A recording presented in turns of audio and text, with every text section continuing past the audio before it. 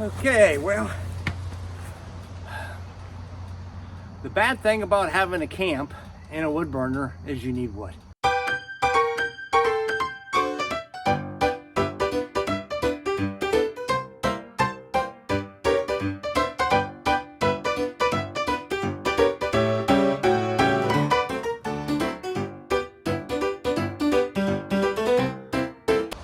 Good morning, this is Old Man with a Plan. Today is some more camp work, and I'm going to be doing some splitting and some stacking with my, it looks like my 25 ton here. So let's get started.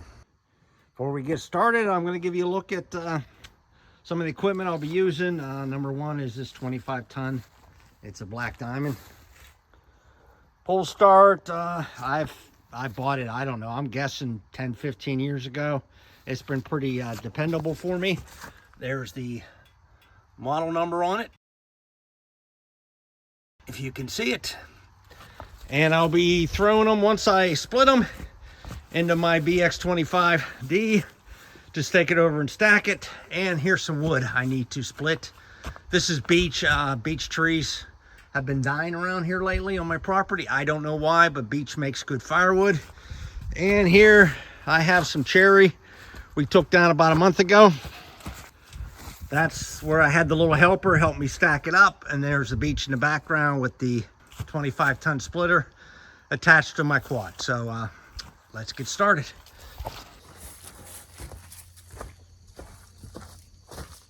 Now, naturally, being an old man, I'm going to put my back brace on so I don't throw my back out.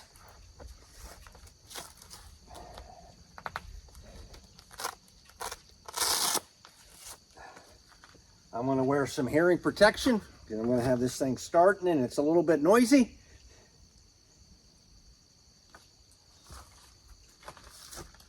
Then once I get this started, I'll run up the bucket a little bit and tip it over so I can throw the wood in there and take her down and stack her.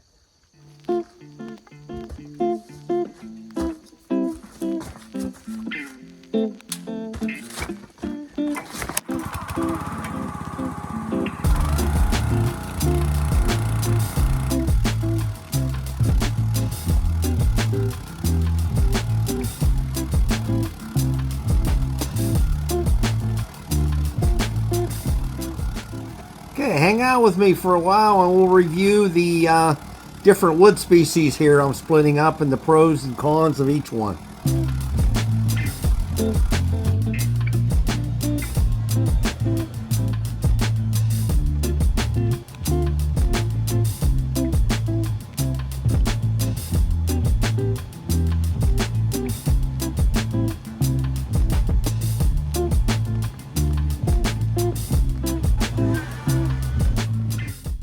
Okay, well, you may be thinking, boy, he's lucky to have all this equipment. But you know, it's been over the years since I've collected this equipment. I didn't have the high lifting backhoe till about 2 years ago. Of course, I've had the log splitter because I used to heat my home with wood too, and I still do.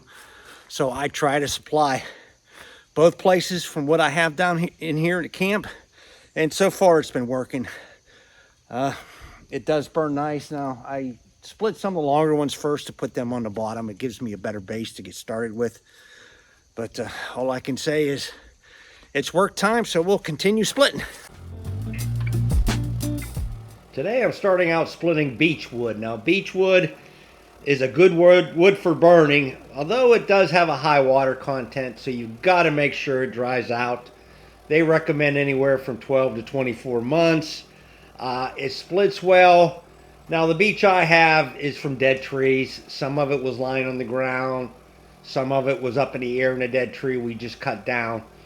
But I don't mind beech at all. It's not a very expensive wood. It does seem like it burns well once it dries. The only issue I have is sometimes it doesn't seem to want to light up real good in the wood burner, and then I switch to like an oak or a cherry just to initially get the wood burner going. But other than that, beech wood is good for firewood. I mean, it's not good for a whole lot else. A lot of people don't recommend it. It is a hardwood. Has a very thin bark on it. And it does make beech nuts, which my beech trees up here at my homestead just don't seem to produce a lot of nuts. From what I've read, it seems like further up north you go, the better they produce, but I'm not really sure of that. I just know I get a few of the beech nuts, but not very many, not enough where I draw a lot of bear or anything up into this area. As we move along this video here towards the later part of it, you will see me split some cherry wood up. You will notice the difference between the splitting of the beech and the cherry. You see the beech here seems to split real nice, easy, quick. You don't see a lot of stringiness. And then later on, you'll get to see what the cherry does.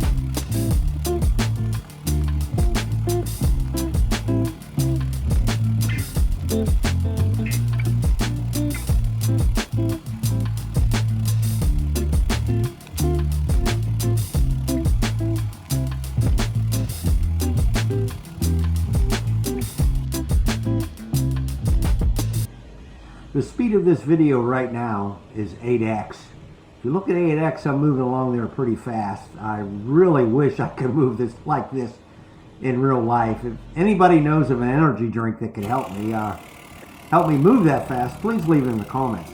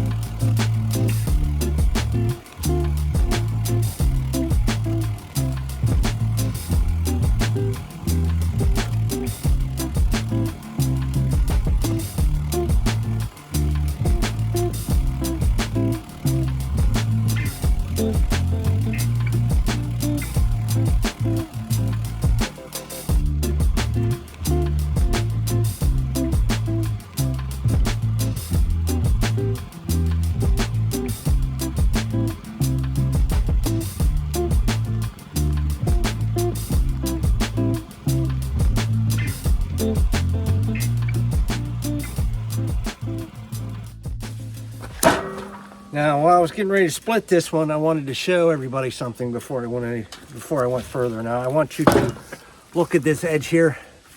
See how crooked it was cut. I shouldn't cut them that crooked, but sometimes, depending upon the way it lays in the ground, it's hard to do. Now, the problem is, if I put it in here and I bring that press down like this, it's going to want to kick out on me. That's how people sometimes get hurt, because all of a sudden, if it breaks, it snaps. That's when you really have to watch where your fingers go, because if you're holding it like this and your fingers here and all of a sudden it kicks this way, guess what? You're going to get your finger smashed right here.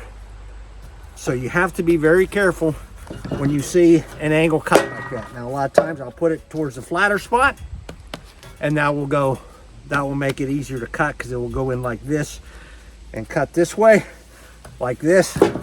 It could kick up even. It could kick like this. And then if you have it like this, it could kick like this or like that. So this, if you happen to have cut one like this, try to flip it towards the flatter edge here that sits nice and tight against this. And well, just be careful. Now, if you have one that has two in it, like this one here does, which I guess I should have cut this one better. You see, it's a bad angle cut there. And another one here. You see, I really don't want to put it in there unless I bust that off. So this one, I'm going to have to see if I can find a way and just be very careful with it. I just busted that little clip off so I could put it the other way if I wanted to. I think the safest way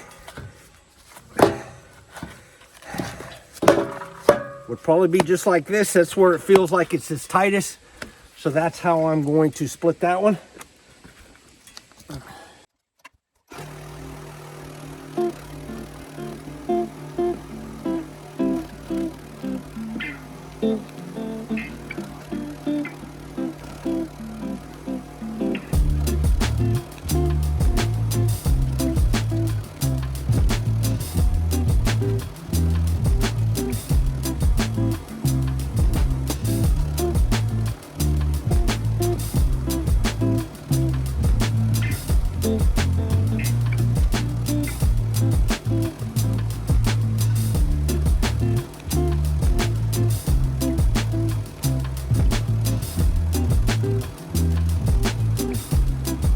This is the aerial view of my kind of my splitting and stacking operation. You see me here in the middle of the screen, kind of in the shade, kind of throwing it onto the little Kubota that I have, and from there I will move it on over, as you will see in a second here. But you know, these homesteads, you need heat, so you have to keep the fire burning in the wintertime, so you need to prepare for it. Preparation means cutting dead wood or down some trees and splitting it up and making it into firewood. Here I am moving it over. You see it's not very far. I guess if I would have stacked it closer, I wouldn't even have had to move it. But you see I didn't have any trees right there handy, so I stacked it a little bit of ways away. As you see, even those two trees there in the bottom right, they could have been used.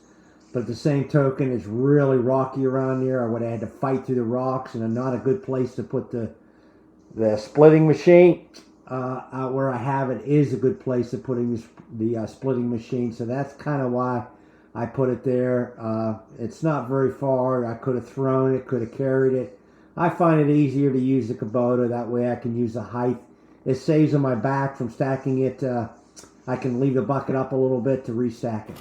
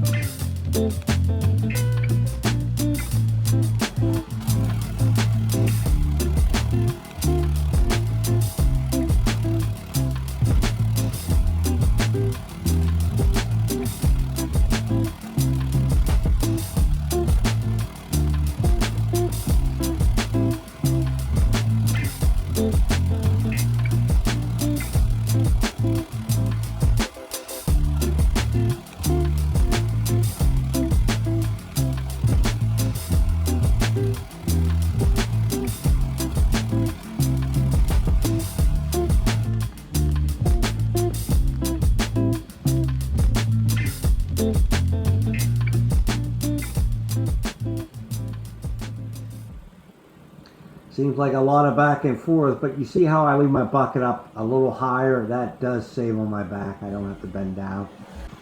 But it just seems like back and forth, restart. But every little load is a little more heat that will keep me nice and warm in the wintertime. Okay, Beech Pile is finally finished. Now I'm relocating the splitter in order to move next to the cherry. This is the cherry tree that I cut down in an earlier video that was actually kind of leaning towards my shed that you see in my upper left hand corner. But as you see me driving around trying to also position the backhoe for the BX25, and now I'm going to split the cherry up, and here I'll give you a review on the cherry here in just a little bit.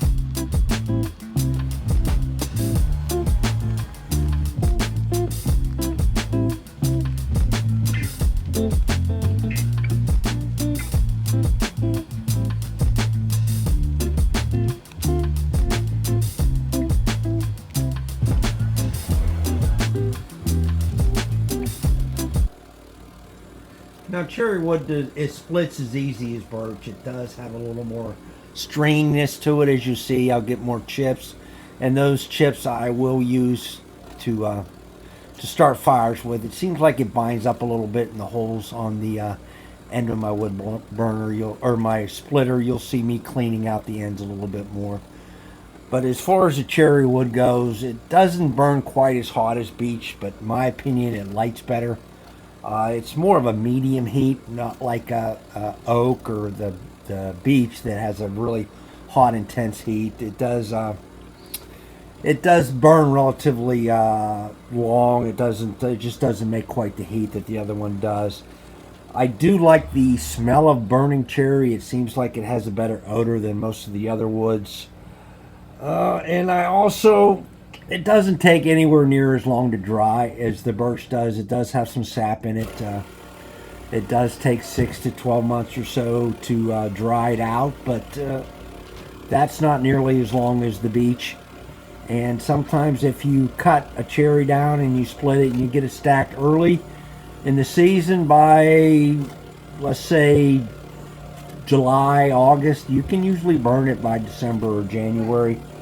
Cherry wood is also used for a lot of furniture and decorative items. I've used it for a number of things: shelving units, curio cabinets. It is a nice wood. It grows relatively quickly for a hardwood. I mean, that's why it's not quite as hot. It's not quite as dense, but it does grow faster. So if you live in the woods in Pennsylvania, you can usually find cherry trees around somewhere. About 6 years ago, I did have a timber company come in and timber my homestead up here. I have 6.5 acres. He thought it was worth it. I did make a little bit of money on it. It was enough to buy my wood burner and a couple other items I used for the place. When they did timber, they took mostly out cherry. They took out a couple oak trees. I didn't have very many. Almost all of it was cherry. I had quite a few large cherry trees. Some of it was really nice cherry. So it's done. They don't take beech. Beech has very little value to it for lumber. It has a lot of firewood value, but not much other value. Nobody else wanted the beech. Probably next spring I will be dropping some cherry trees down, especially around where I want to put my garden, where I'm currently taking out a couple of stumps. We all need a garden if you have a homestead, and I need some sun to get into it, so I am going to take care of some of the surrounding cherries, and they will make good firewood. Other than that, I'll be still splitting up some more beech that I have left laying around. I need to get it used up. It's not doing any good rotting on the floor of the woods, so I need to get it cut up and get it split so I can use it in the fire. So the big question is, which is better, the beech or the cherry for firewood? Well, in my opinion, it's whatever you use it for. If you're just looking for pure heat and you just want the higher intensity heat to keep your place warm, then I would definitely go with what the beech is. Now, if you're looking for more ambiance and that sweeter smell and a nicer looking fire burning, then you might want to go with the cherry.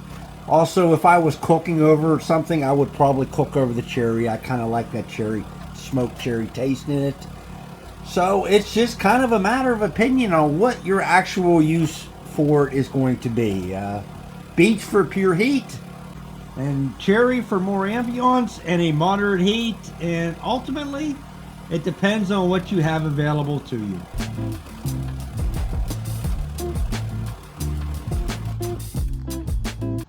Well, that's all the cherry I got left. Now if you look down, you see all these little scrapes and bits. That's all the cherry. Now I'll be picking that up, putting it away.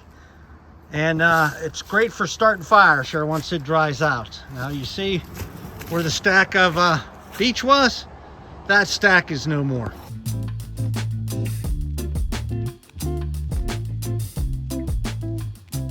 And here's the stack of wood, but it is, don't forget, it's 2 rows, so it doesn't quite a bit. I don't know how much it is, to be honest with you. I don't measure it and see whether it's how many cords or if it's a cord. But it was a good day's work. I'm satisfied. I know I just got done showing you what I got done today. I'm satisfied, like I said.